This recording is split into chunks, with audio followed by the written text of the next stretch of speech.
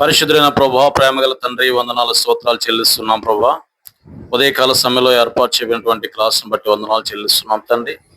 Study of Bible chronology అనేటువంటి అంశం ప్రభా దేవ ధ్యానం చేస్తుండగా దైవజన్ మరి దేవ మీ యొక్క దాసులు తెలియపరుస్తూ ఉంటుండగా దేవ అందులోటువంటి విషయాలని తండ్రి, ఆ కాలం ఆ సంవత్సరాలు అవన్నీ కూడా తండ్రి మేము దేవ సరిగా నోట్ చేసుకుని అర్థం చేసుకుని ప్రభు ముందుకెళ్ళడానికి కావాల్సిన కృపనిమ్మని ప్రార్థన చేస్తా ఉన్నాం. తగినటువంటి జ్ఞానం మీరు మాకు దయచేయండి. మా రక్షకుడైన యేసుక్రీస్తు ప్రభు వారి శ్రేష్టమైన నామములో ప్రార్థించి అడిగి వేడుకొంచున్నాం తండ్రి, ఆమేన్. దేవుని నామానికి వందనములు కలుగును గాక. ఈరోజు ఈ కార్యక్రమానికి వచ్చిన మీ అందరికీ ప్రభు నామాన స్వాగతం పలుకుతున్నాను. ఈరోజు మన పాఠం పేరు the study of the Bible chronology, పాఠం నెంబర్ 22. ఇంత ముందు పాఠాలన్నీ రెగ్యులర్గా మీరు విని ఉంటే ఇది క్లియర్గా అర్థమవుతుంది. Study number 22, the study of Bible chronology. Bible chronology అనేది ఏమిటో తెలుసుకునే ముందు ఈ క్రోనాలజీ అనే మాట ఎందుకు వచ్చిందో ముందు మనం తెలుసుకుందాం. క్రోనాలజీ అంటే క్రోనోస్, లాజీ అనే రెండు వర్డ్స్ కి సంబంధించిన మాట ఇది. క్రోనోస్ అనగా సమయము అని అర్థం. క్రోనోస్ అనగా సమయము అని అర్థం. లోగోస్ అనగా దాని మీద స్టడీ చేయడం, అంటే దాని గురించి ధ్యానించడం అన్నమాట. సో చూడండి, స్క్రీన్ మీద ఉంది Kronos and logos. So Kronos means time, logos means study. సమయాన్ని గూర్చిన స్టడీ చేయడమే క్రోనాలజీ.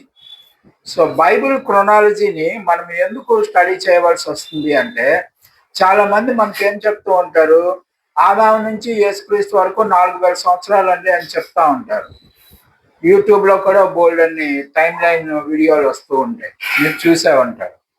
అయితే ఇప్పుడు ఈ పాఠంలో ప్రత్యేకించి మనం అక్కడి నుంచి ఇక్కడి వరకు 4000 సంవత్సరాలు అండి అని క్యాజువల్గా నా మాటగానో మరొకటి మాటగానో చెప్పేస్తే కుదరదు. దానికి బైబిల్ సపోర్ట్ ఉండాలి, లేఖనం మనల్ని సపోర్ట్ చేస్తూ ఉండాలి. కాబట్టి మనం చేసే ఏ స్టేట్మెంట్ కన్నా లేఖనం సపోర్ట్ లేకపోతే మనం దాన్ని ఫాలో అవ్వాల్సిన అవసరం లేదు. కాబట్టి ఇప్పుడు మనం ఈ 4000 years ఎలాగా చెప్తున్నారు వీళ్ళందరూ చెప్పేదానికి బైబిల్ సపోర్ట్ చేస్తుందా లేఖన పరంగా అనేది మనం చెక్ చేస్తాం.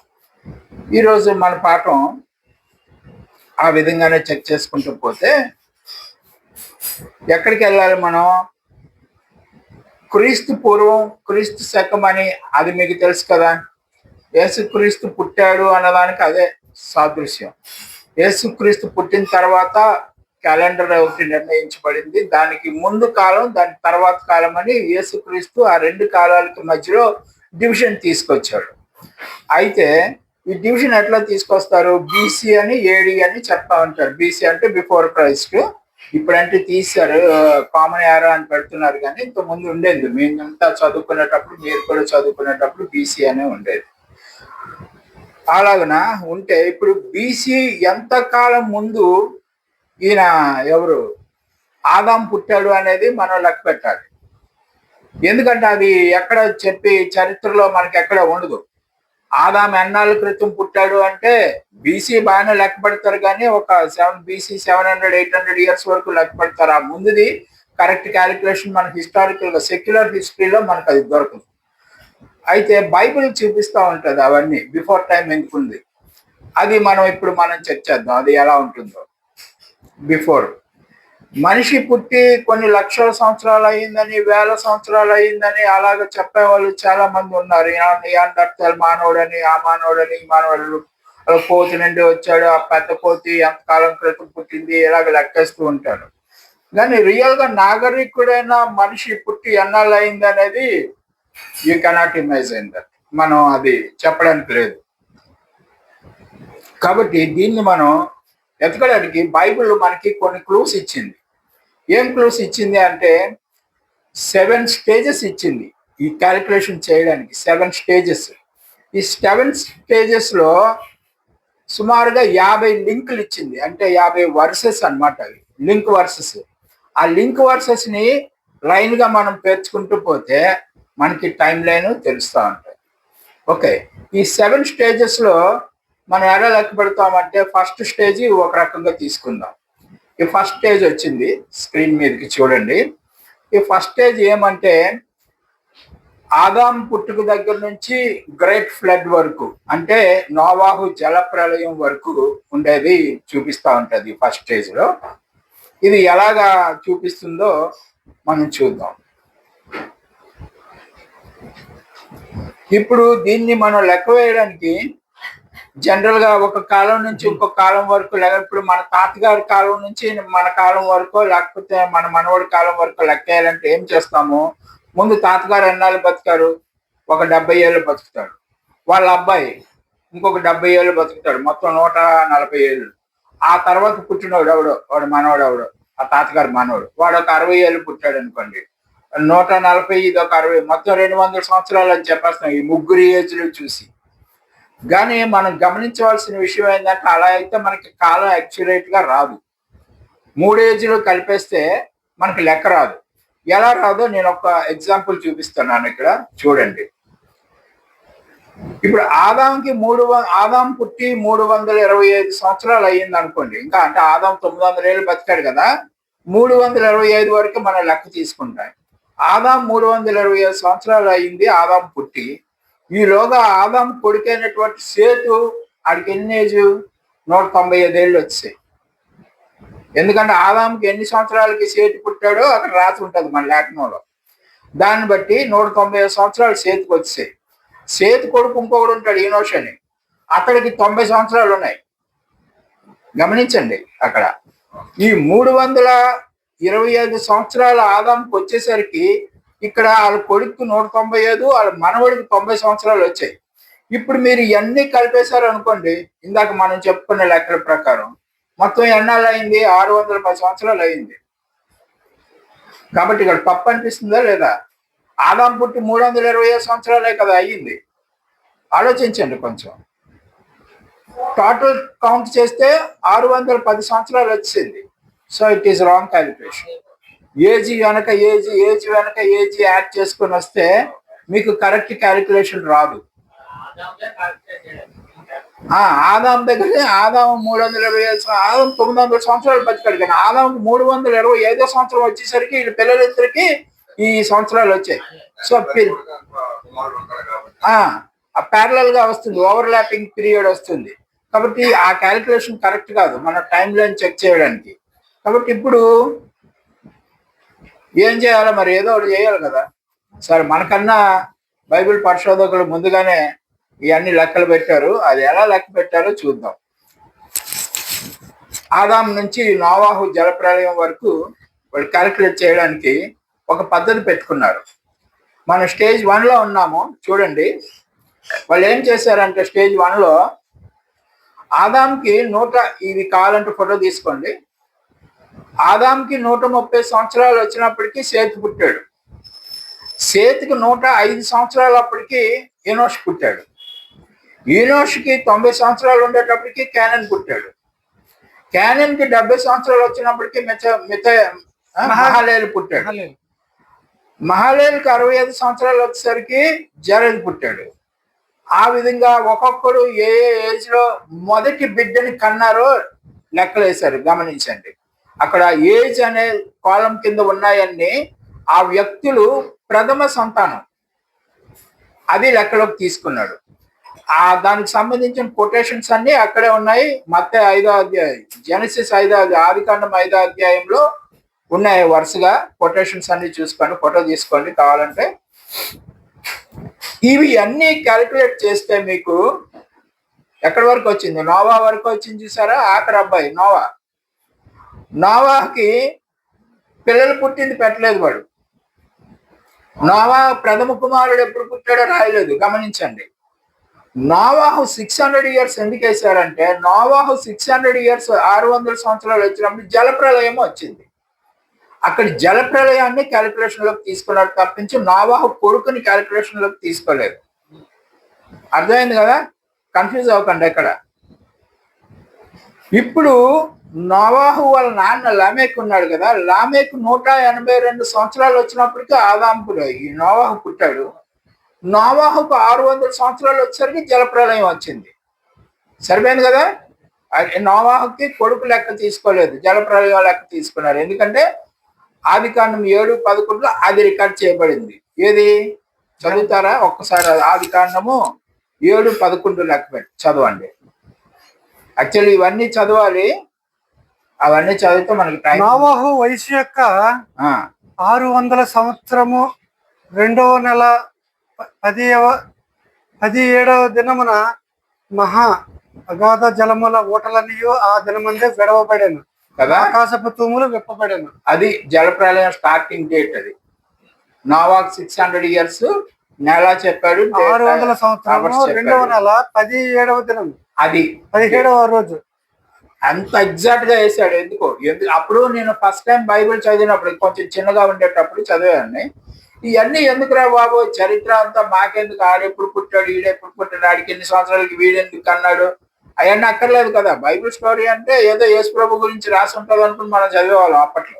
ఇవన్నీ అక్కర్లేదు అనుకునేవాడిని, వేస్ట్ ఊరక పేజీలు నింపడానికి రాశారేమో అనుకునేవాడిని. కానీ ఈ డీప్ స్టడీలోకి వచ్చిన తర్వాత అమ్మ దేవుడు ఎంత తెలివైన వాడు మన అందరికన్నా, మనకి ఏదో ఒక మ్యాటర్ నేర్పించడానికి ఇవన్నీ రాశాడని తర్వాత మనకు అర్థమైంది.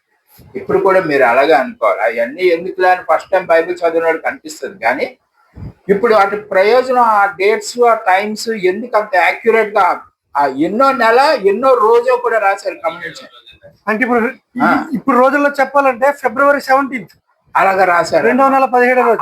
ఎందుకు అన్న అవసరం అంటే తర్వాత మీకు ఎలా క్రొనాలజీలోకి మనం వెళ్తా ఉంటాం కాబట్టి నోవాహు ఎన్నో రోజున ఎన్నో నెలలో ఎన్నో రోజులు చేశాడు, ఈ జలప్రలయం ఎప్పుడు స్టార్ట్ అయింది అనేది యాక్యురేట్ గా మనకి ఎలా తెలుస్తుంది, అది ఎందుకు రాశారు అనేది తర్వాత క్రొనాలజీలోకి వెళ్ళినప్పుడు మీకు అర్థం అవుతుంది. ఇప్పుడు మీరు ఈ లెక్క ప్రకారం ఈ టోటల్ ఏజెస్ అన్ని కౌంట్ చేస్తే ఆదాం దగ్గర నుంచి నోవాహు వరకు 1656 సంవత్సరాలు, 1656 సంవత్సరాలు. సో ఆదాం పుట్టిన తర్వాత 1656 years కి జలప్రలయం స్టార్ట్ అయింది. ఓకే, గుర్తుపెట్టుకోండి, రాసుకోండి, ఎందుకంటే తర్వాత అవన్నీ టోటల్ చేసుకోవాల్సి వస్తుంది. జలప్రలయానికి ఆదాంకి ఉన్న మధ్య డిఫరెన్స్ ఆఫ్ ఇయర్స్ 1656. ఇది స్టేజ్ 1. స్టేజ్ 2కి వెళ్దాం. ఇప్పుడు ఇక్కడ జలప్రలయం తర్వాత నోవాహు బయటకు వచ్చాడు. బయటకు వచ్చిన తర్వాత అక్కడ బలిపీఠం ఏదో పెట్టుకుంటాడు, పిల్లలుగా అంటాడు. ఆల్రెడీ 3 పిల్లలు, కొడుకులు కోడళ్ళతో కదా బయటకు వచ్చాడు. అవి వచ్చిన తర్వాత మరి వాళ్ళ జనరేషన్ స్టార్ట్ అవుతుంది. ఇప్పుడు లేఖనం ఎలాగో మనకి సపోర్ట్ చేస్తుంది, అక్కడి నుంచి వాగ్దానం ఇచ్చేంత వరకు, ఎవరికి, అబ్రహాముకి వాగ్దానం చేసేంత వరకు ఉన్న టైం పీరియడ్ ని డైరెక్ట్ గా రాసి పెట్టాడు. మీరు గమనించండి, జలప్రలయం నుంచి అబ్రహాంకి దేవుడు ఒక వాగ్దానం చేస్తాడు. ఆ వాగ్దానం చేసేదానికి నోవాహు జలప్రలయానికి మధ్యలో ఉన్న టైం గ్యాప్ ఎంత అనేది లేఖనం చెప్తుంది. ఒకసారి చూద్దాం. అసలు ఆ ప్రామిస్ ఏందో ఒకసారి చూడండి. ఆదికాండం 12వ అధ్యాయం 1-3 వచనాలు చదివయ్యా. యెహోవా నీవు లేచి నీ దేశము నుండి, నీ బంధువుల యొద్ద నుండి, నీ తండ్రి ఇంటి నుండి బయలుదేరి నేను నీకు చూపించు దేశమునకు వెళ్ళుము. గమనించండి, తండ్రి ఇంటి నుండి బయలుదేరి అంటున్నాడు. అబ్రహాముల తండ్రి తర్వాత వస్తుంది లిస్ట్ లో. అబ్రహాముల నాన్నకి ఎన్ని సంవత్సరాలకు అబ్రహాం పుట్టాడు అవన్నీ వస్తాయి. ఇప్పుడు అబ్రహాం ఇంటి నుండి బయటకు వచ్చేదంటే తండ్రి రాడు, అబ్రహామే వస్తాడు బయటికి. అక్కడి నుంచి లెక్క చదవండి. తండ్రి ఇంటి నుండి బయలుదేరి నేను నీకు ఆజ్ఞాపించు దేశంలోకి వెళ్ళుము. నిన్ను గొప్ప జనముగా చేసి నిన్ను ఆశీర్వదించి నీ నామమును గొప్ప చేయుదును. నీవు ఆశీర్వాదముగా నుందువు. నిన్ను ఆశీర్వదించు వారిని ఆశీర్వదించేదను, నిన్ను దూషించు వారిని శపించేదను. భూమి యొక్క సమస్త వంశములు నీ యందు ఆశీర్వదించబడునని అబ్రాముతో అనగా. ఇది వాగ్దానం. ఓకే, అబ్రహాంకి దేవుడు చేసిన వాగ్దానం అది. ఇప్పుడు ఈ వాగ్దానానికి నోవాహు జలప్రలయం వాడు దిగిన దగ్గరికి లింకు కొన్ని సంవత్సరాలు అయ్యి ఉంటది కదా. ఎందుకంటే నోవాహు కొడుకు అబ్రహాం కాదు, మధ్యలో చాలా మంది ఉన్నారు. అక్కడి నుంచి ఇక్కడికి రావాలంటే మనం ఎలా లెక్క పెట్టాలో చూద్దాం.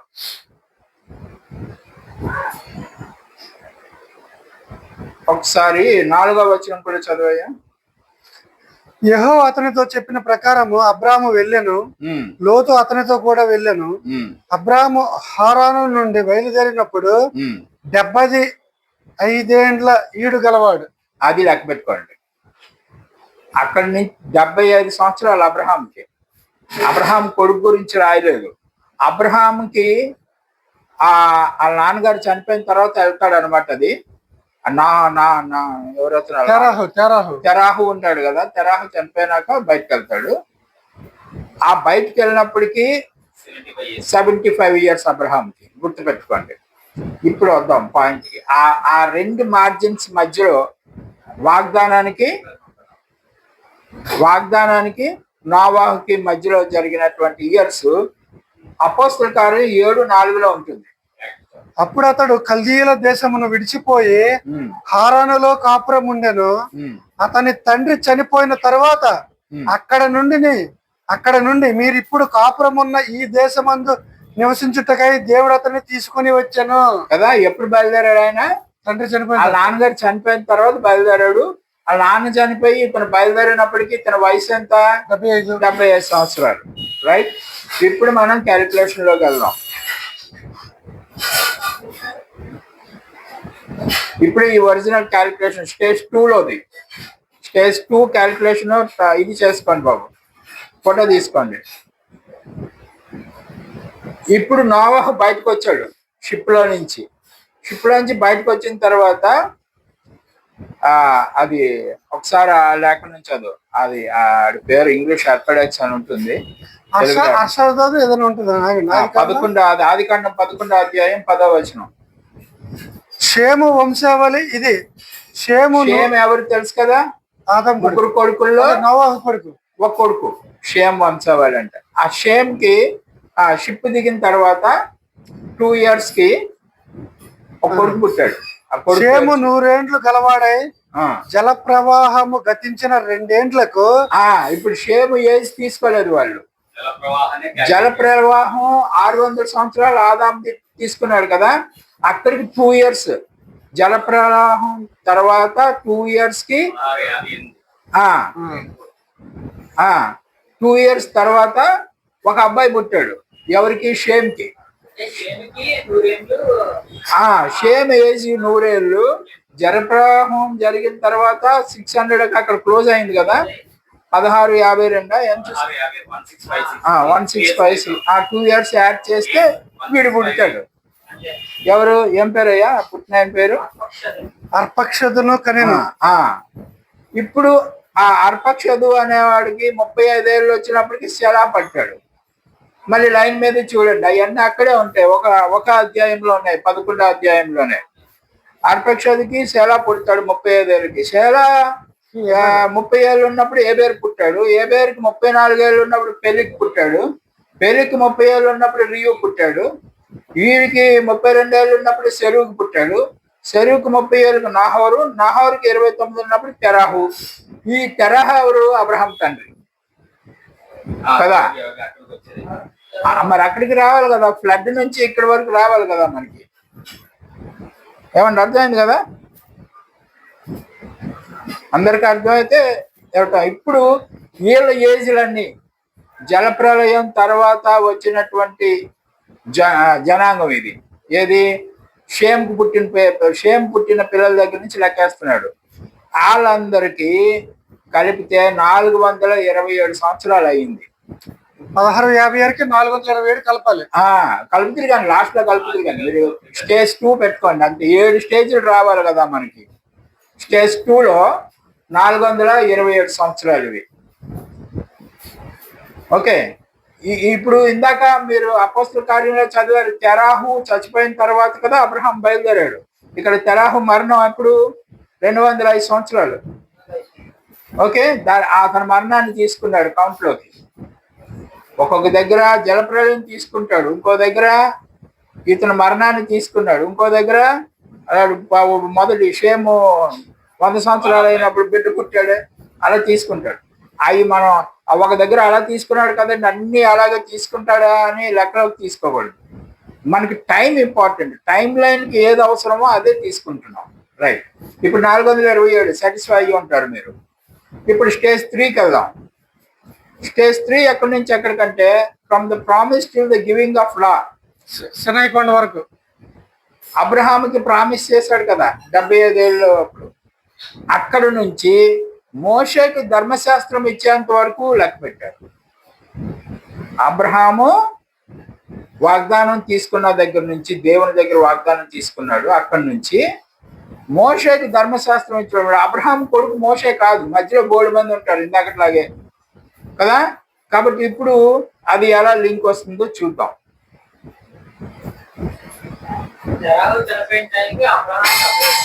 అవునండి,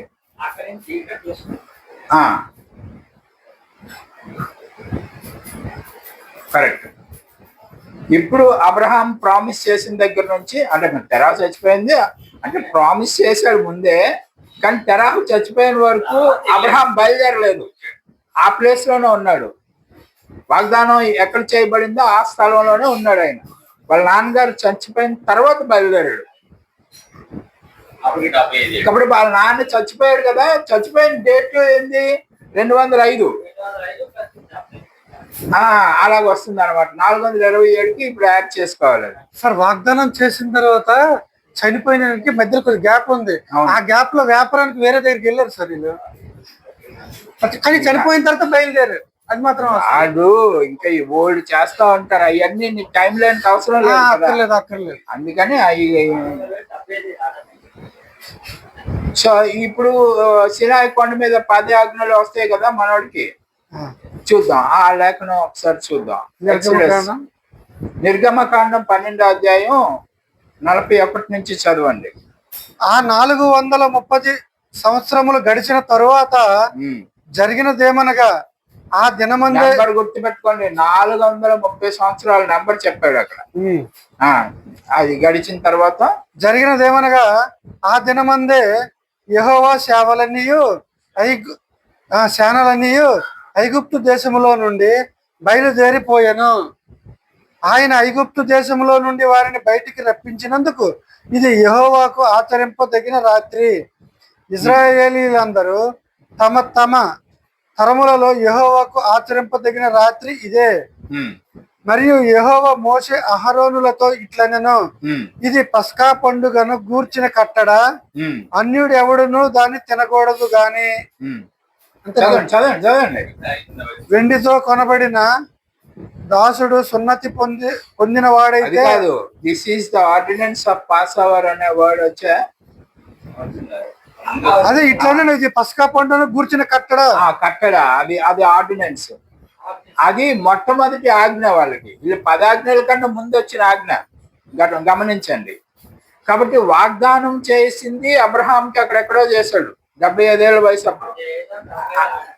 అక్కడ నుంచి ఈ మొదటి కట్టడ ఎక్కడిచ్చాడు, ఐగుప్తు నుండి వీళ్ళందరూ రిలీజ్ అయినప్పుడు ఇచ్చాడు మొదటి కట్టడ అది. ఆ తర్వాత సినాయి పండుగ 2-3 రోజులను చేరుకుంటారు అనుకుంటాను. అక్కడికి వెళ్తే అక్కడ మిగతా 10 ఆజ్ఞలు వస్తాయి.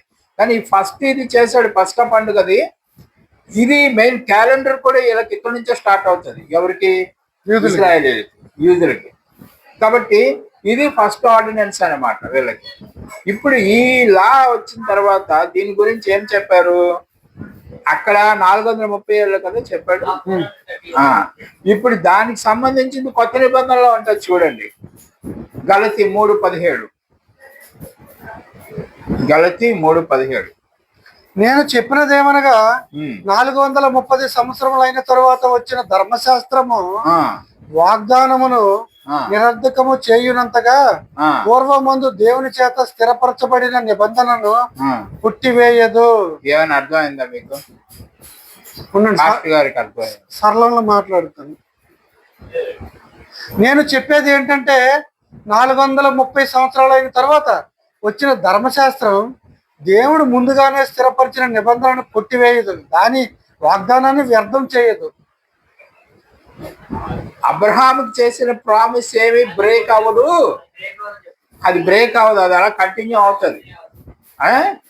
ఈ ఈ 10 ఆజ్ఞలు లేకపోతే అంతకు ముందు ఇచ్చిన పస్కా ఆజ్ఞ ఇవన్నీ కూడా వచ్చినా గానీ అదేం బ్రేక్ అవ్వదని చెప్పాడు. అది మెయిన్ గుర్తుపెట్టుకోవాలి. అయితే ఇక్కడ మనం ఇంకొక ముఖ్యమైనది టైం లైన్ కి సంబంధించి గుర్తుపెట్టుకోవాల్సిందే 430 సంవత్సరాలు. ఆ వాగ్దానానికి ఈ ఆర్డినెన్స్ ఇచ్చిన దానికి మధ్యలో 430 సంవత్సరాలు ఉన్నాయి. ఓకే సార్, ఇది స్టేజ్ 3లో ఉన్నట్టున్నాం మనం ఇప్పుడు. 12:40 చూడమ్మా, నిర్గమకాండం 12:40. 12:40 అండి. నిర్గమ 12:40. ఇజ్రాయేలీలు ఐగుప్తులో నివసించిన కాలము 430 సంవత్సరములు కదా. 430 ఏళ్ళు. ఎక్కడి నుంచి 430 ఏళ్ళు లెక్క పెట్టారు అంటే అబ్రహాము మొదటి వాగ్దానం ఇచ్చాడు కదా, అక్కడి నుంచి లెక్క పెడతారు వాళ్ళు. 430 ఇయర్స్. దానికి ప్రూఫ్ ఏంటంటే అదిగో ఆదికాండం 46:2 3 జనరేషన్స్ ఉంటాయి మధ్యలో, లేవి, కోత, అమ్రాము, మోషే. అబ్రహాంకి మోషేకి మధ్యలో అనమాట ఆ జనరేషన్లు అన్నీ ఉంటాయి. ఇవన్నీ కొట్టేసి మొత్తంగా 430 సంవత్సరాలు కౌంట్ వేసుకోవచ్చు మనం. రైట్? ఎందుకు మనం ఇంత కష్టపడి చేస్తున్నామంటే ఆదాము నుంచి యేసు ప్రభు వరకు మధ్యలో ఉండే పీరియడ్ మనం ఎగ్జాక్ట్ గా లేఖన పరంగా తెలుసుకోవాలంటే చేయవలసిన కార్యాలు ఈ అది అలా వాళ్ళ ముగ్గురు గురించి రాశారంటే హౌ కుడ్ ది పీరియడ్ 430 సంవత్సరాలు ఎలా వచ్చాయి అంటే then there was realize that the verse 12:40 it is reference to the sojourn of Israel, Egypt being not with Jacob. ఇస్రాయేలీలు. ఎందుకంటే ఈ అబ్రహాము, ఇస్రాయేల్ అనే మాట మనకి ఎక్కడి నుంచి వచ్చింది? యాకోబు దగ్గర నుంచి వచ్చింది కదా. కానీ ఇప్పుడు మనం కౌంటింగ్ ఎక్కడి నుంచి స్టార్ట్ చేస్తున్నాం? అబ్రహాం దగ్గర నుంచి స్టార్ట్ చేస్తున్నాం. అబ్రహాంకి చేసిన వాగ్దానం దగ్గర నుంచి స్టార్ట్ చేస్తున్నాం. అదేంటంటే అలాగా యాకోబు ఇస్రాయేల్ అని రాశాడు కదా ఇక్కడ, అది యాకోబుకు సంబంధించిన మాట కదా, యాకోబు పేరు ఇస్రాయేల్ గా మార్చబడింది కదా అని మనం చెప్తా ఉంటాం. కానీ దానికి ఏంటంటే Abraham went down to Egypt sojourn there.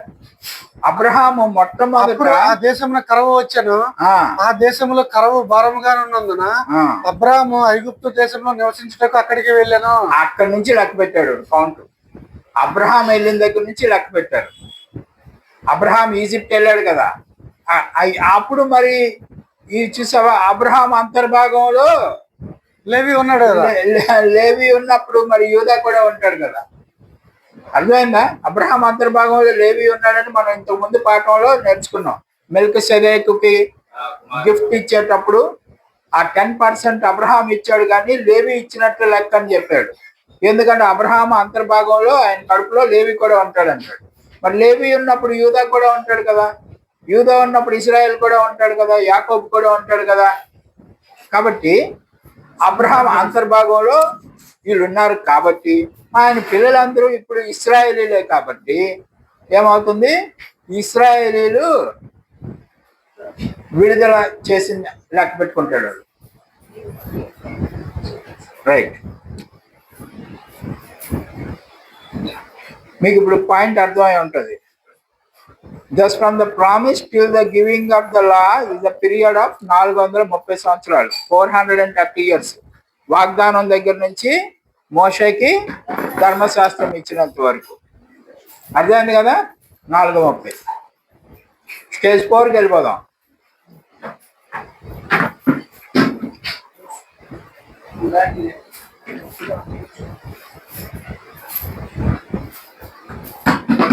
ఇప్పుడు మీకు బ్రేక్ చేసావా?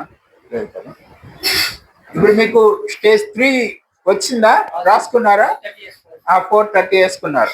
స్టేజ్ 4లో ఈ అబ్రహాం వాగ్దానం చేసేసిన తర్వాత ఈ ధర్మశాస్త్రం ఇచ్చాడు కదా, ధర్మశాస్త్రం ఇచ్చేసిన తర్వాత వీళ్ళు ఏం చేశారు?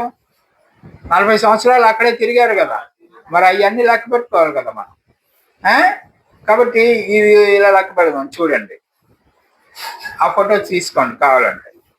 ఈజిప్ట్ నుంచి వీళ్ళు సినాయి కొండకి ప్రయాణం చేసింది 1 year, అంటే అక్కడ. ఆ తర్వాత వీళ్ళు ఇక్కడ శాపగ్రస్తం అయిపోతారు. కొంతమంది అవతలకి వేగుల్ని పంపిస్తే ఆ వేగులు అవతలకి వెళ్ళి అక్కడ చాలా భారీ రాక్షసులు ఉన్నారండి, మనం వాళ్ళతో ఫైటింగ్ చేయలేమంటే అదండి ఇదండి అని చెప్పి వెనక్కి వచ్చేస్తారు. వారు ఇలాంటి పిరికి సన్నాసులు నాకు అక్కర్లేదు అనుకున్నాడు ఏమో దేవుడు. మరి వీళ్ళందరూ ఇక్కడే మరణించేలాగా ఒక 40 years, ఒక జనరేషన్ అంతా చచ్చిపోయే వరకు వీళ్ళు అడవిలోనే తిప్పాడు. కాబట్టి ఫస్ట్ 1 year ట్రావెల్, తర్వాత 39 years విల్డర్నెస్ అడవిలో తిరిగారు వీళ్ళు. ఏమండి, ఆ బొమ్మలో ఉన్నది చూడండి, 39 years, 39 సంవత్సరాలు అడవిలో తిరిగారు. మొత్తం 39 ప్లస్ ముందు 1. ఆ 1 year తిరిగారు అనేదానికి సంఖ్యాకాండం 33:3లో ఉంటుంది. ఆ విషయం రాసుకోండి. 39 సంవత్సరాలు తిరిగింది సంఖ్యాకాండం 14వ అధ్యాయం 33వ వచనంలో ఉంటుంది.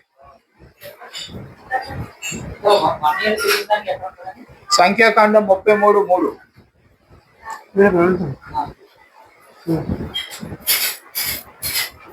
తర్వాత మిగతా ఇయర్స్ అన్ని తిరిగింది సంఖ్యాకాండం 14:33. ఓకేనండి, రైట్. ఇప్పుడు ఈ 40 సంవత్సరాలు అయిపోయిన తర్వాత మళ్ళీ వీళ్ళు ఆ యోర్దాన్ నది దాటి క్రాస్ చేసి వాగ్దాన భూమిలోకి అడుగు పెడతారు.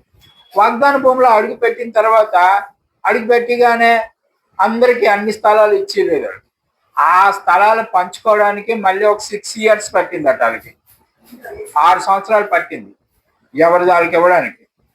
కాబట్టి ఆ 6 సంవత్సరాలు కూడా మనం కౌంట్లోకి తీసుకోవాలి.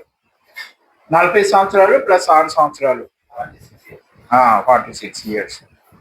ఇప్పుడు ఇదిగో లేఖనాలు సపోర్ట్ చూడండి. మొదటి 1 yearకి ఏమేమి రాసుకున్నారో మీరు నాకు తెలియదు కానీ 33:3 సంఖ్యాకాండం 33:3 అండ్ 10వ అధ్యాయం 11 నుంచి 13 వచనాలు.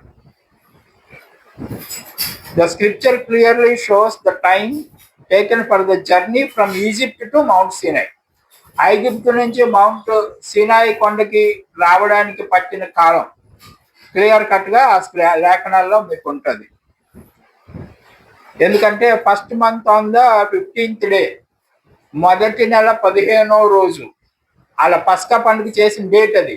ఇందాక చెప్పారు కదా పస్కా పండుగ, ఆ డేట్ అనమాట. క్యాలెండర్ అక్కడి నుంచి స్టార్ట్ అవుతుంది అన్న దాని మీద ఒక స్పెషల్ వీడియో ఉంది, ఎప్పుడైనా చూపిస్తాను. అంటే ఈ కోర్సులో లేదు, 50 lessons కోర్సులో లేదు, సపరేట్ ఇట్ ఈస్.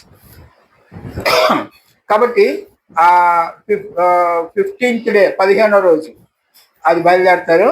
ఆ తర్వాత వాళ్ళు 20th day of the 2nd month on the 2nd year.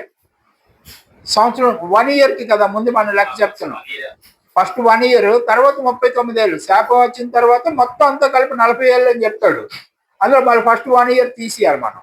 Okay, ఆ 1 yearకి అదనమాట. ఎందుకంటే 2వ నెల 20వ తారీఖు 2వ సంవత్సరం, అది మధ్యలో ఉన్నది చూడండి, అండర్లైన్ చేసింది లేక.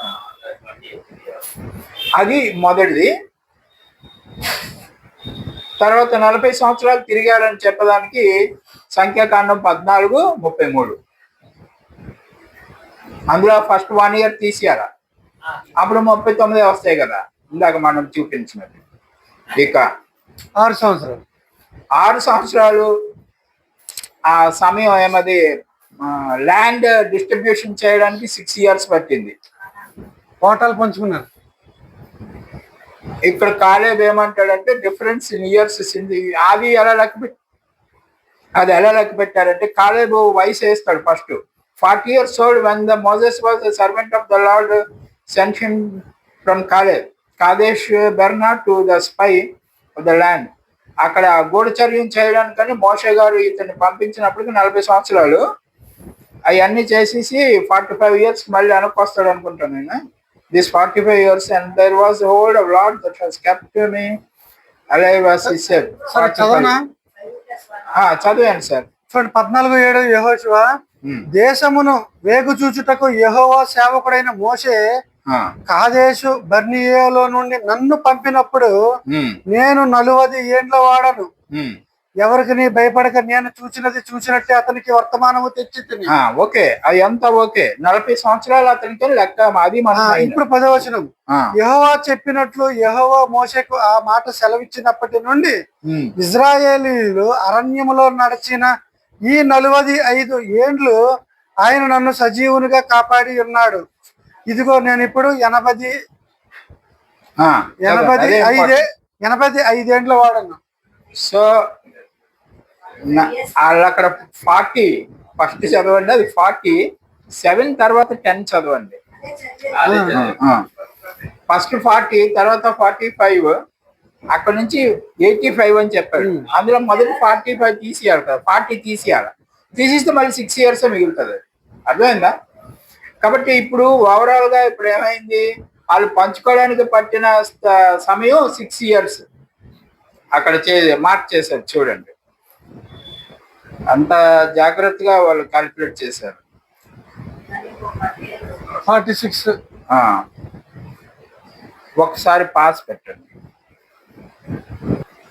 కాబట్టి ఇప్పుడు ఈ 46 years మీరు లెక్క పెట్టారు కదా, 40 years అడవిలో తిరిగారు, 6 సంవత్సరాలు పంపకానికి పట్టింది వీళ్ళకి. ఇది మనకి డీటెయిల్డ్ గా ఈ బొమ్మలో చూడండి. Stage 1 of the Bible chronology.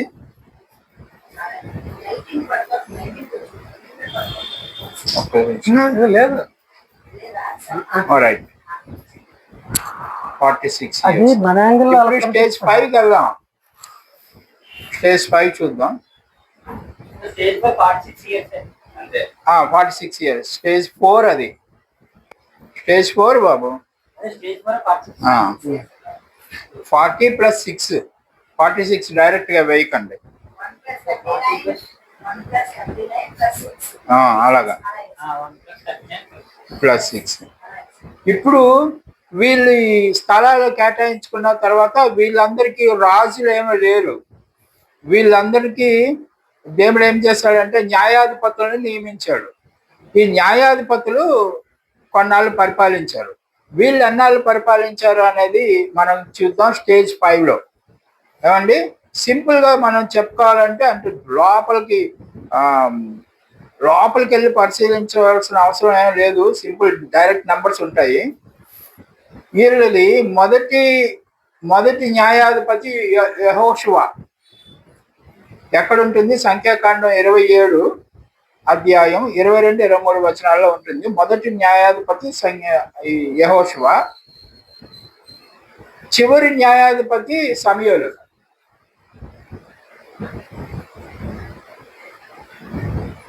అయితే ఈ పీరియడ్ ఇంత అనేసి ఓల్డ్ టెస్ట్మెంట్ లో ఎక్కడ లేదు. ఇందాక మనం చెప్పుకున్నవన్నీ ఓల్డ్ టెస్ట్మెంట్ రిఫరెన్స్లు ఉంటాయి. ఒకసారి నూతన నిబంధనలోకి వెళ్దాం. అపోస్తల కార్యం 13:20 వెళ్దాం. ఇంచుమించు 450 సంవత్సరములు ఇట్లు జరిగెను. అటు తర్వాత ప్రవక్త అయిన సమూయేలు వరకు ఆయన వారికి న్యాయాధిపతులను దయచేసెను. అపోస్తల కార్యం 13:20 అని చెప్పి చదవాలి. మీరు ఆల్రెడీ చెప్పారు కదా, మీరు కూడా చెప్పండి, ఎందుకంటే అది ఓకే. మళ్ళీ చదవండి. అపోస్తల కార్యాలు 13:20. ఆ నెంబర్ ఇంపార్టెంట్. నెంబర్ గుర్తుపెట్టుకోండి. ఇంచుమించు 450 సంవత్సరములు ఇట్లు జరిగాను. ఎలా జరిగాను? అటు న్యాయాధిపతుల కాలం అన్నమాట. అటు తర్వాత ప్రవక్త అయిన సమూయేలు వరకు ఆయన వారికి న్యాయాధిపతులను దయచేసాను. అది ఇంచుమించు అని చెప్పారు కదా. ఓకే, ఇప్పుడు ఇక్కడ చూసారా 430 సంవత్సరాలు, 450 years, 450 సంవత్సరాలు అని చెప్తాడు. 450 సంవత్సరాలు అని చెప్పి ఇంచుమించు అంటాడు. ఈ ఇంచుమించు ఎందుకు అన్నాడు అంటే ఎగ్జాక్ట్ గా 450 సంవత్సరాలు అవునా కాదా అనేది మనకు డౌట్ వస్తుంది. కాబట్టి ఇది క్లారిఫై చేయడానికి ఎట్లా ఉంటుందంటే calculation period begins after the division of the land. ఈ ఇశ్రాయేలీలు ఈ నది దాటి యువతల కానాన్లోకి వచ్చిన తర్వాత వెంటనే వాళ్ళకు ఒక నాయకుడిని సెర్చ్ చేయాలి కదా. ఆ సెర్చ్ చేయడం జరిగింది. ఎవరిని? యెహోషువ. అయితే ఎప్పుడు సెర్చ్ చేశాడు అనేది ఎగ్జాక్ట్ గా లేదు. ఒకసారి 13:19కి వెళ్ళండి. అపోస్తుల కార్యం 13:19. అపోస్తుల కార్యాలు 13:19. మరియు కనాను దేశములో 7 జాతుల వారిని నాశనము చేసి వారి దేశములను వీరికి స్వాస్థ్యముగా పంచి ఇచ్చాను కదా. 7 దేశాలను నాశనం చేసి పంచి ఇచ్చాడు. It is very clear. How long the period of judges shown to be the period of shown in 450 అని చెప్పేశారు. కానీ మధ్యలో అప్రాక్సిమేట్ గా అనే ఒక మాట వాడాడు కదా, ఇంచుమించు. ఆ ఇంచుమించు ఎందుకు వచ్చిందో ఇప్పుడు మనకు అది కావాలి పాయింట్. అది అలాగ ఇంచుమించు అని రాస్తాడంటే 450 సంవత్సరాలు ఎగ్జాక్ట్ గా లేవు అని కూడా మనకు స్మరిస్తుంది. కాబట్టి ఇప్పుడు దీని గురించి కొంచెం పరిశోధిద్దాం. The beginning and ending of the judges ఏమైందంటే, ఒకసారి యెహోషువ 14వ అధ్యాయం 10వ వచనంకి వెళ్ళాయా? 14:10. యెహోవా చెప్పినట్లు యెహోవా మోషేకు ఆ మాట సెలవిచ్చినప్పటి నుండి ఇశ్రాయేలీయులు అరణ్యములో నడిచిన ఈ 45 ఏండ్లు ఆయన నన్ను సజీవునిగా కాపాడి ఉన్నాడు. ఇదిగో నేను ఇప్పుడు 85 ఏండ్ల వాడను.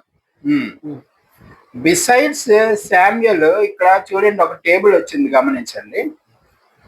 The last judge continued his office till his death after Saul. ఇక్కడ మోషే ఉంటుండగానే యెహోషువకి అప్పచెప్పాడు లెక్క, చార్జ్ ఆయనకి ఇచ్చాడు. గమనించండి, ఈ మొత్తం 450 సంవత్సరాలు అక్కడ చూడండి. మొత్తం 4 డాటెడ్ లైన్స్ ఉన్నాయి కదా, రెడ్ లైన్స్. అది మొత్తం 450 సంవత్సరాలు. వీలైతే ఫోటో తీసుకోండి, ఏ గోల్ లేదు. తర్వాత క్రాసింగ్ ఆఫ్ ద రివర్ యోర్దాను దాటిన పీరియడ్ 6 years. ఆ తర్వాత అది అంటే ల్యాండ్ డివిజన్ చేసింది. యెహోషువ ఇస్ అనాయింటెడ్. ఎప్పుడు అనాయింట్ చేశాడు? మోషే ఉన్నప్పుడే అనాయింట్మెంట్ చేస్తాడు, అతనికి అభిషేకం చేస్తాడు. అంటే ఆ అధికారంలోకి వచ్చేసినట్టు లెక్క. అప్పటికి మోషే బతుక ఉన్నాడు ఇంకా, గమనించండి. అందుకని అప్పుడు మోషే చచ్చిపోయిన దగ్గర నుంచో, లేకపోతే మోషే కొండ మీదకి వెళ్ళిపోయాడు ఆ తర్వాత నుంచి లెక్కేసుకుందాం అంటే కుదరదు. ఆయన ఉంటుండగానే ఈయన స్టార్ట్ చేస్తాడు టెన్యూర్. తర్వాత ఈ సౌలు అనే రాజుగారు ఉన్నారు చూసారా, ఈ చివరికి వచ్చేయండి. సమయాలు ఎప్పుడు చచ్చిపోయాడు అంటే, సౌలు రాజుగా ఎస్టాబ్లిష్ అయిన తర్వాత సమయాలు చచ్చిపోయాడు. ఇక్కడ ఒక ఓవర్లాపింగ్ పీరియడ్ వచ్చింది, స్టార్టింగ్ లో ఒక ఓవర్లాపింగ్ పీరియడ్. అంటే మోషే ఉంటుండగానే యెహోషువ సీన్ లోకి వచ్చాడు. ఇక్కడ ఏమొచ్చి సౌలు అధికారంలో ఉంటుండగానే ఇతను కూడా, అంటే చచ్చిపోక మునిపే సౌలు అధికారంలోకి వచ్చాడు. దావీదును కూడా అభిషేకం కూడా చేస్తాడు అన్నమాట. సో సమయాలు పీరియడ్ చాలా లాంగ్ ఉంది. కాబట్టి అందుకని ఇక్కడ ఓవర్లాపింగ్, స్టార్టింగ్ లో ఒక ఓవర్లాపింగ్, ఎండింగ్ లో ఒక ఓవర్లాపింగ్ ఉన్నది. కాబట్టి ఆ పీరియడ్ ని 460 ఇంచుమించుగా అని చెప్తాడనమాట. Okay, the dotted line signifies the full period of the judges. అయితే ఈ డాటెడ్ పీరియడ్ మాత్రం ఫుల్ లెంగ్తే. అయితే లోపలే జరిగింది. ఈ ఇంచుమించు అనే మాటలు లోపలే ఉన్నాయి. అంటే ఈ 450 సంవత్సరాలు లోపలే ఉన్నాయి, కానీ బయట లేవు, దాటలేవు, లోపలే ఉన్నది. అది అప్పుడు మనం ఎగ్జాక్ట్ గా దీన్ని కలిపి వచ్చిందండి. ఇందాక మనం 4వ స్టేజ్ ఉంది కదా, 4వ స్టేజ్ కి దీన్ని యాడ్ చేసుకోవడానికి నష్టమేం లేదు మనం.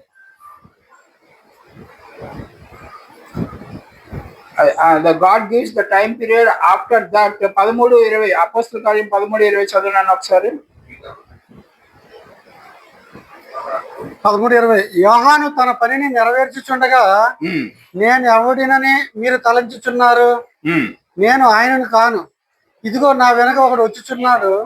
అపోస్తల కార్యం 13:20. 20 నేను 28 చదివేస్తున్నాను.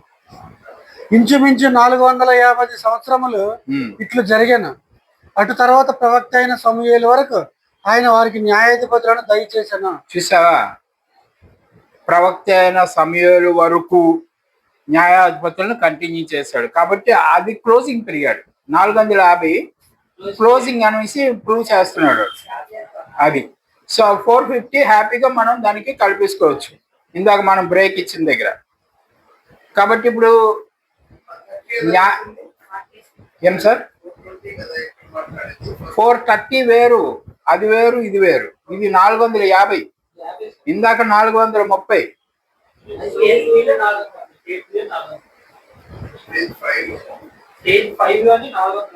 450 న్యాయాధిపతి వస్తుంది, మీ వాళ్ళే కలుపుతారు, మీరేం కలపాల్సిన లేదు. స్టేజ్ 6కి వచ్చేద్దాం. The period of the judges required the Bible chronology 450 years. Period of judges 450 ఏళ్ళు, గుర్తుపెట్టుకోండి. ఇప్పుడు 6వ స్టేజ్లోకి వెళ్దాం. ఇప్పుడు రాజుల కాలం ఇది. రాజులు ఎంతకాలం పరిపాలన చేశారు ఇశ్రాయేలీయులు అనేది లెక్క వేసుకోవాలి ఇక్కడ. మొట్టమొదటి రాజు ఎవరు? సౌలు. ఆఖరి రాజు జిద్కియా. హిజ్కియా కాదు, జిద్కియా. వీడు వేరు, వాడు వేరు. ఇదిగో ఈ లిస్ట్ చూడండి. ఇందులో 3 రాజులు ఉంటారు. 3 340 పరిపాలన చేస్తారు. వాళ్ళ లేఖనం సపోర్ట్ కూడా చూడండి. అపోస్తల కార్యం 13:21, 1వ దినవృత్తాంతాలు 29:27 సౌలుది. 1వ దినవృత్తాంతాలు 29:27 దావీదు. 2వ దినవృత్తాంతాలు 9:30 సొలొమోను. మొత్తం 340 వచ్చాయి అక్కడికి.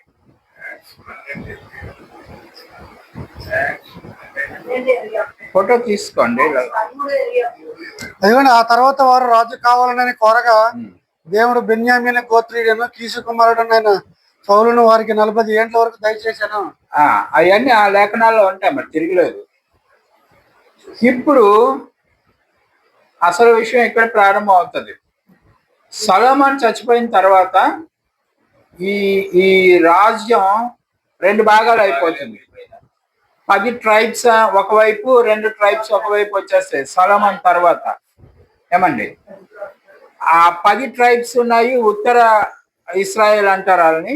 వీళ్ళేమో వచ్చి సమరయేలు అని పిలుస్తారు. వీళ్ళేమో కింద ఉండిపోయిన 2 ట్రైబ్స్ ఉంటాయి, యూదా బెంజమిన్ గోత్రాలు. వీళ్ళేమొచ్చి యూదులు అని పిలుస్తారు. సో యూదులు వేరు, ఇశ్రాయేల్ వేరు. ఇప్పుడు గమనించండి.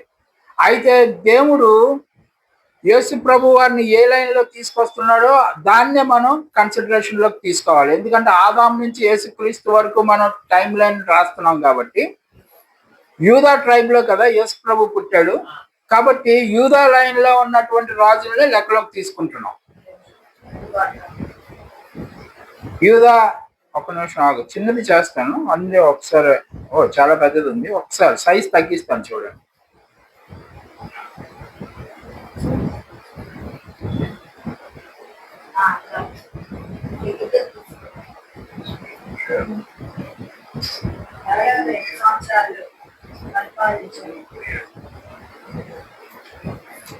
ఇది యూదా గోత్రంలో ఉండేటువంటి ఆ సదరన్ ఇజ్రాయెల్. అంటే యేసు ప్రభు ఏ గోత్రంలో పుట్టాడో వాళ్ళ రాజుల తాలూకా లిస్టు, వాళ్ళనే మనం లెక్కలోకి తీసుకుంటున్నాం.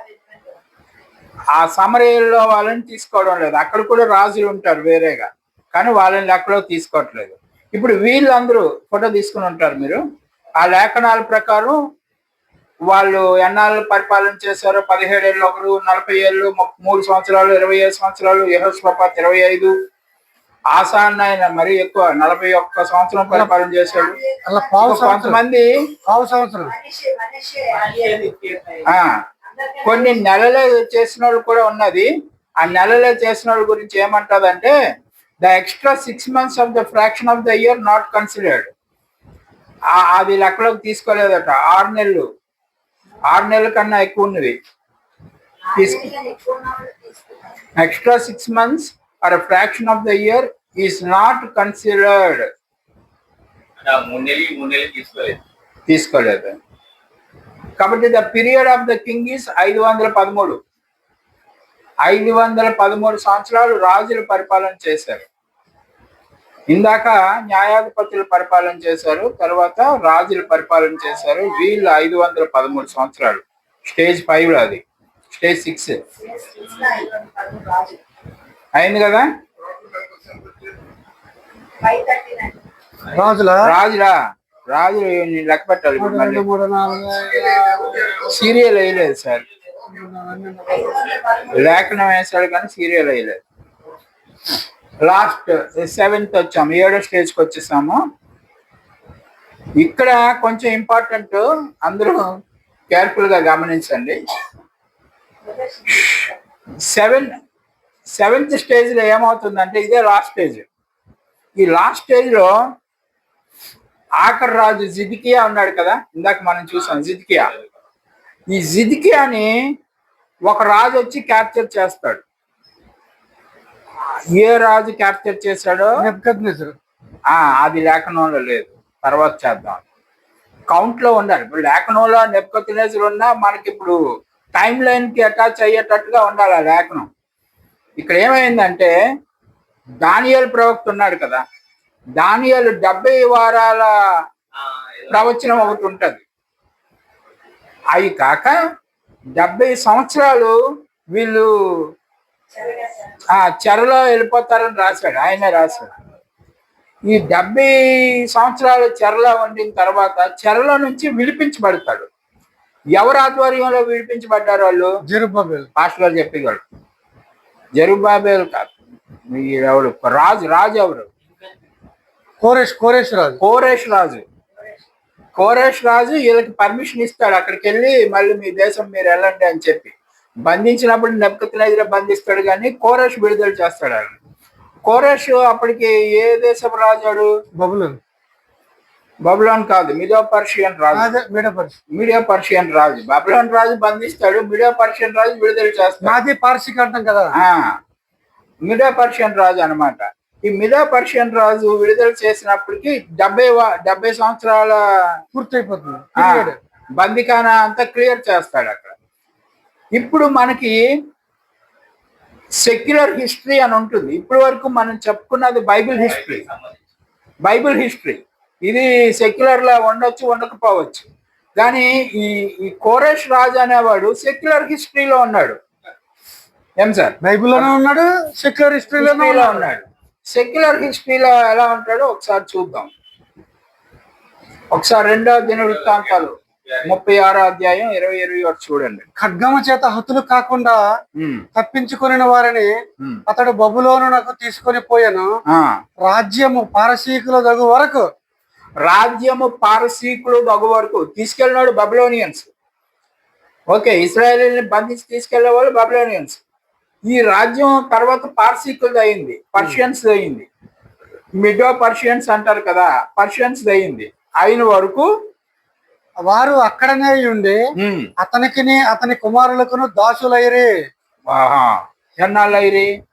ఇర్మియా ద్వారా పలకబడిన యెహోవా మాట నెరవేరుటకై విశ్రాంతి దినములను దేశము అనుభవించే వరకు ఇది సంభవించెను. దేశము పాడుగానున్న 70 సంవత్సరాల కాలము. అది సంగతి. ఎన్నాళ్ళు ఉన్నారు వీళ్ళు అక్కడ? 70 సంవత్సరాలు ఉన్నారు. సో 70 సంవత్సరాల తర్వాత వీళ్ళకి విడుదల రావాలి. ఆ విడుదల వచ్చే సమయానికి అక్కడ రాజు ఎవరు? పర్షియన్ కింగ్ సైరస్ ఉన్నాడు, కోరెష్. ఇప్పుడు ఇక్కడికి వెళ్ళండి సార్. 2వ క్రానిక 2వ దినవృత్తాంతాలు 36, 22, 23 చదవండి. పారసీక దేశపు రాజైన కోరెషు ఏలుబడి యందు మొదటి సంవత్సరమున ఇర్మియా ద్వారా పలకబడిన తన వాక్యమును నెరవేర్చుటకై యెహోవా పారసీక దేశపు రాజైన కోరెషు మనస్సును ప్రేరేపింపగా అతడు తన రాజ్యమందంతటను చాటించి వ్రాత మూలముగా ఇట్లు ప్రకటన చేయించెను. రిటర్న్ డాక్యుమెంట్ ఇచ్చాడు కోరెష్, స్టేట్మెంట్. ఆ రిటర్న్ డాక్యుమెంటే ఇప్పుడు మనకి సెక్యులర్ హిస్టరీకి పనికొచ్చింది అనమాట. అర్థమైందా? రిటర్న్ డాక్యుమెంట్స్ ఉంటే గానీ మన సెక్యులర్ తీసుకోరు కదా, అందుకని రిటర్న్ డాక్యుమెంట్ ఇచ్చాడు. ఎవరు? కోరెష్. చెప్పండి చదవండి సార్. 23. పారసీక దేశపు రాజైన కోరెషు ఆజ్ఞాపించినది ఏమనగా, ఆకాశమందలి దేవుడైన యెహోవా లోకమందున్న సకల జనములను నా వశము చేసి యూదా దేశమందున్న యెరూషలేములో తనకు మందిరమును కట్టించమని నాకు ఆజ్ఞ ఇచ్చి ఉన్నాడు. కావున మీలో ఎవరు ఆయన జనులై ఉన్నారో వారు బయలుదేరవచ్చును అని వారి దేవుడైన యెహోవా వారికి తోడుగా నుండును గాక. కదా. ఆ విధంగా కోరేష్కి దేవుడు కళ్ళ కనిపించాడు, ఎలాగో కనిపించాడు. మొత్తానికి వీళ్ళందరినీ వెళ్ళి మీ దేవాలయం కట్టుకుంటారు బాబు అని పంపించాడు. ఇప్పుడు రిటర్న్ డాక్యుమెంట్ ఇచ్చాడు కాబట్టి అది సెక్యులర్ హిస్టరీలో రికార్డ్ అయింది. కాబట్టి ఇప్పుడు కోరేష్ పీరియడ్ ఎక్కడ ఉందో మనకు తెలుసుకుంటే సరిపోతుంది. మామూలుగా మీరు గూగుల్లోకి వెళ్ళి ఎక్కడ వెళ్ళినా చెప్పేస్తారు. కోరేష్ సైలస్ అని కొడితే అది చరిత్ర వచ్చేస్తుంది. ఇది 536 BC secular history. 536 BC as per Bible scholars. ఇందులో కూడా ఉంటుంది, కొంచెం 2-3 సంవత్సరాలు ప్లస్ ఆర్ మైనస్ ఉంటుంది. The period of time for the last stage of Bible chronology till 170. ఇప్పుడు ఇది ఏం చేశారంటే ఈ 536 గుర్తుపెట్టుకోండి సెక్యులర్ హిస్టరీలో. This period of time, this last stage of the Bible chronology till AD 1. ఇప్పుడు మీరు ఏమేం కలపాలా ఆ లిస్ట్ కి? స్టేజ్ 1 అది తర్వాత కలుపుతురు. కానీ ఒక్కసారి ఇది చూడండి. ఏది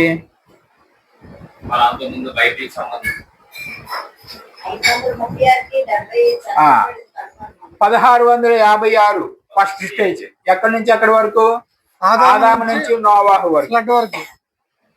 ఆ తర్వాత 427 ఎక్కడి నుంచి ఎక్కడి వరకు? ఫ్లడ్ నుంచి అబ్రహాంకి వాగ్దానం ఇచ్చినంత వరకు. అబ్రహాంకి వాగ్దానం. నోవాహు జలప్రలయం ముగింపు దగ్గర నుంచి అబ్రహాంకి వాగ్దానం చేశాడు దేవుడు, అక్కడి వరకు 427. అబ్రహాము వాగ్దానం దగ్గర నుంచి మోషేకి సినాయి కొండ దగ్గర మోషేకి ధర్మశాస్త్రం ఇవ్వడం జరిగింది. అక్కడి వరకు 437. Okay sir. ఆ తర్వాత 46 సంవత్సరాలు ఎక్కడంటే 40 సంవత్సరాలు అడవిలో తిరిగారు, 6 సంవత్సరాలు ల్యాండ్ డిస్ట్రిబ్యూషన్ చేసుకున్నారు, 46 years. ఆ తర్వాత న్యాయాధిపతులు 450 సంవత్సరాలు పరిపాలన చేశారు. ప్రతిదానికి మీకు లేఖనాలకు సపోర్ట్ దొరుకుతుంది. ఆ తర్వాత రాజులు 513. ఇప్పుడు 606 వేసాడు. ఎలాగేసాడు? 606 అంటే కోరేష్ రిటర్న్ డాక్యుమెంట్ ఉంది కదా, అక్కడ నుంచి యేసు ప్రభు వారి దగ్గరికి ఇక్కడికి 513 దగ్గర ఆగండి. ఇప్పుడు మీరు ఎక్కడి నుంచి లెక్క పెట్టుకోవాలంటే కోరేష్ ఎప్పుడో అధికారంలోకి వచ్చాడు అంటే కోరేష్ మనకు డాక్యుమెంట్ ఇచ్చి పంపించాడు కదా, 536 BC. ఓకే. ఈ 536 BC దగ్గర నుంచి ఇలా ముందుకు లెక్కడితే 70 సంవత్సరాలు చెర. 536 + 70 ఎంత అయింది? 606 సంవత్సరాలు కదా. ఏమండి, ఎనీ డౌట్? 536 కోరేష్ పీరియడ్. అక్కడ నుంచి 70 సంవత్సరాలు బంధించబడిన తర్వాత విడుదల చేశాడు అతను. సో ఆ పీరియడ్ కి 70 ఏళ్ళు కలిపితే 606. అంటే 606 BCలో వీళ్ళు బబులోను చెరలోకి వెళ్ళిపోయారు అనమాట. ఆ రాజు ఏ రాజు? బబులోను రాజు. అప్పుడు నెబుకద్నెజరు మనోడు చెప్పాడు కదా, ఆ రాజు పీరియడ్ వీళ్ళు బంధింపబడ్డారు 606 BC. సో ఇవన్నీ కలిపితే ఎంత అయింది మీకు? 4128 సంవత్సరాలు వచ్చింది. అక్కడికి AD 1 అనమాట, అంటే క్రీస్తు శకం. మళ్ళీ చెప్పాలి, 1656 సంవత్సరాలు ఆదాం దగ్గర నుంచి నోవాహు జలప్రలయం వరకు. నోవాహు జలప్రలయం తర్వాత వాడు దిగిన తర్వాత నుంచి అబ్రహాముకి వాగ్దానం చేస్తాడు దేవుడు. ఆ మధ్యలో పీరియడ్ 427 సంవత్సరాలు.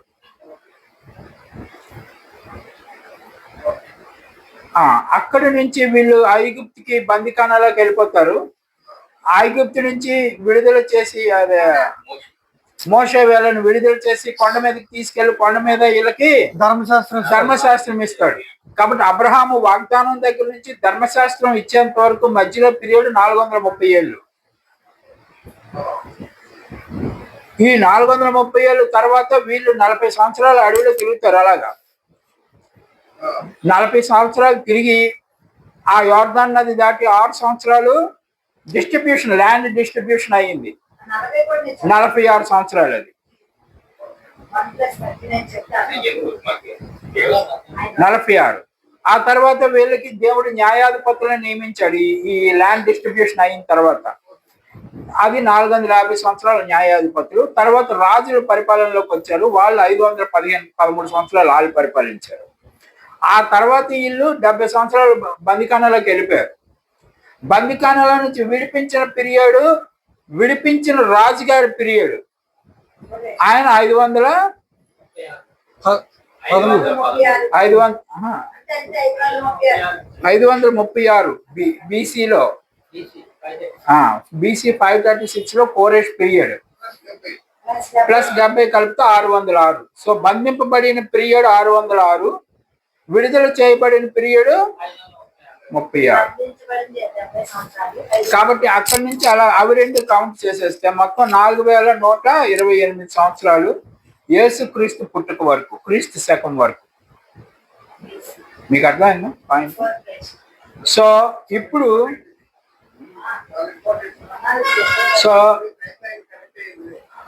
ఆదాం నుంచి యేసుక్రీస్తు వరకు 4000 ఇయర్స్ అండి, 4000 ఇయర్స్ అండి అని అందరు చెప్పేస్తా ఉంటారు. కానీ ఎలాగ 4000 ఇయర్స్ అవుతుంది అనేది చెప్పరు. కాబట్టి ఇది క్లియర్ గా ఉంటుంది అనమాట. సో అక్కడికే నీకు 4000 ఇయర్స్, 4128 ఇయర్స్ అయ్యింది. 128, అది ఎక్కువ ఎందుకు. సో ఇక్కడ మనం నేర్చుకోవాల్సిన పాయింట్ ఏంటంటే జీరో లేదంట. ఏడి బీసీ ఎండింగ్ కి ఏడి స్టార్టింగ్ కి మధ్యలో జీరో ఉండాలి కదా.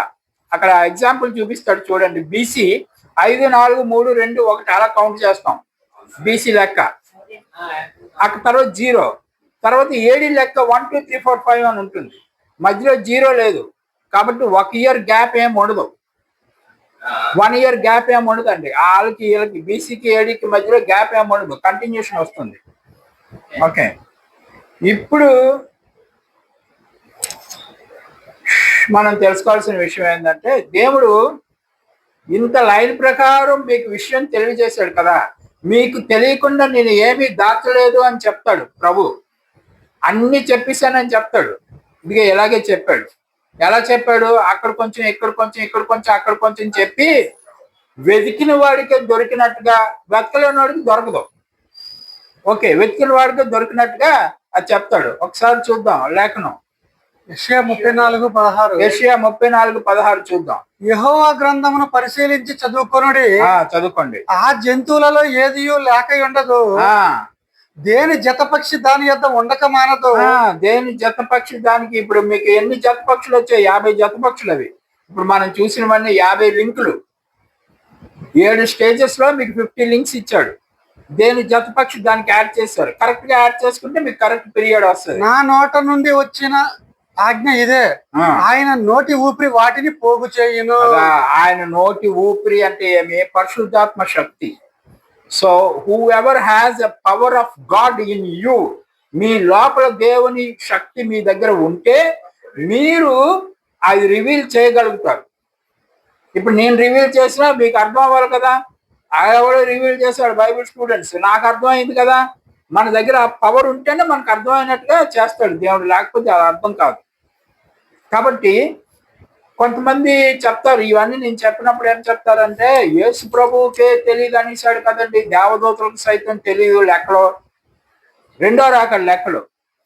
తండ్రి అని దేవునికి తప్పించి మరి ఎవరికి తెలియదు అన్నారు కదండి, మీరు అలా చెప్పేస్తారండి అని అడుగుతా ఉంటారు. అపోస్తలుల కార్యాలు అలా యేసు ప్రభువే చెప్పాడు కదా ఆ మాట, తప్పనలేము. కానీ యేసు ప్రభు ఎప్పుడు చెప్పాడు ఆ మాట? నరుడిగా ఉన్నప్పుడు చెప్పాడా, పునరుద్ధరణ అయిన తర్వాత చెప్పాడా? నరుడిగా ఉన్నప్పుడు చెప్పాడు. ప్రకటన గ్రంథం మీరు జాగ్రత్తగా చదివితే ఆయన యోగ్యత 7 ముద్రలు విప్పడానికి యోగ్యత ఎప్పుడు సంపాదించాడు?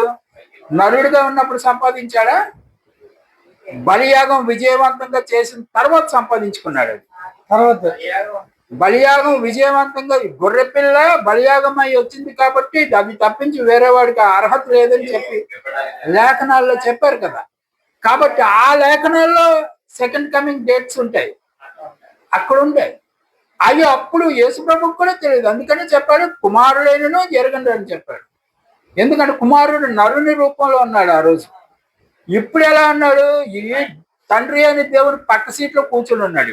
సమీపింపురాని తేజస్సులో ఉన్నాడు.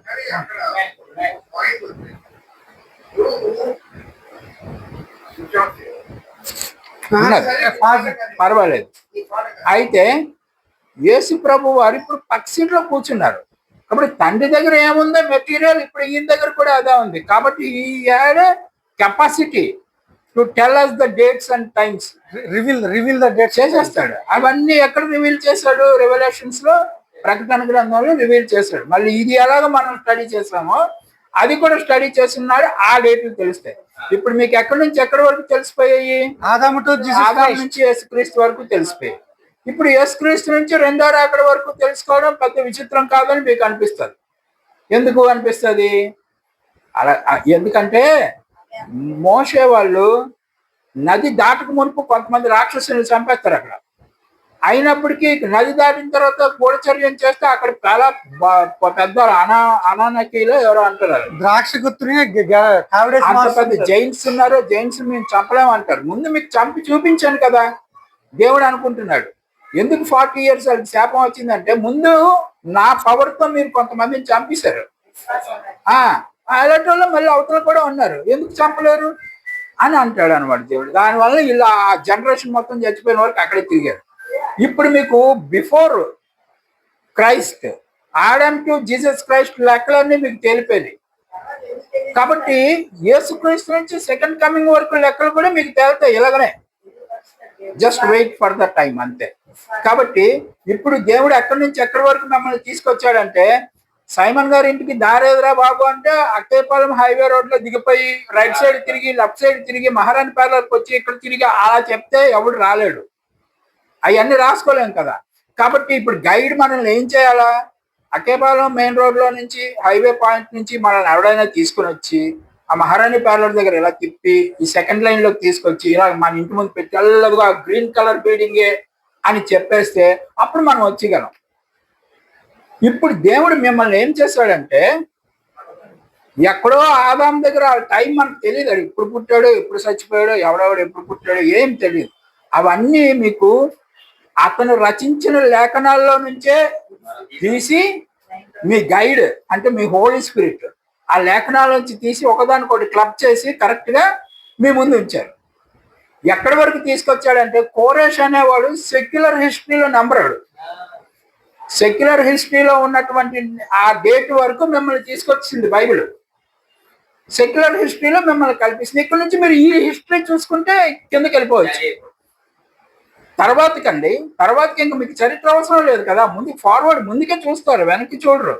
నాగల మీద చేయి పట్టి వెనక్కి చూడేవాడు కాదు, ముందు చూడాల. ఇప్పుడు ఆ వెనకాల ఏముందో మనకు తెలియదు కాబట్టి దేవుడు మనల్ని ఆ వెనక నుంచి తీసుకుని వచ్చి ఇక్కడ నాగల మీద చేయి పెట్టించి వెళ్ళిపోయాడు, మాయమైపోయాడు దేవుడు. ఇప్పుడు ఇక్కడ నుంచి మనం ఇలాగా సెక్యులర్ హిస్టరీని పాస్ చేసుకుంటూ ముందుకు వెళ్ళిపోతాం. ఓకే, మీకు అర్థమైంది కదా అది.